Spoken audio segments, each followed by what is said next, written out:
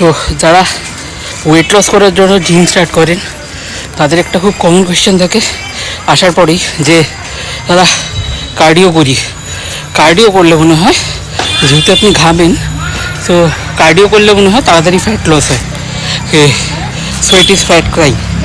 এত তাই নয়, ওয়েট লসের জন্য কার্ডিও ইম্পর্টেন্ট, বাট সব থেকে বেশি ইম্পর্টেন্ট আরও যে দুটো পার্ট আছে সেটা হচ্ছে এক আপনার ওয়েট ট্রেনিং রেগুলার বেসিসে, আর সেকেন্ড হচ্ছে আপনার ডায়েট, ক্যালোরি ডেফিসিট সবসময় মেনটেন করতে হবে।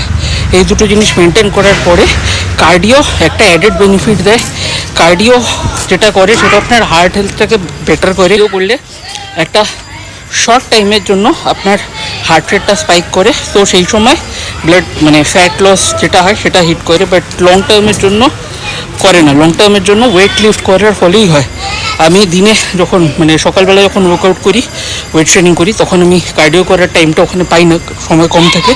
তো আমি এখন দেখছেন পার্কেই রয়েছি, হ্যাঁ।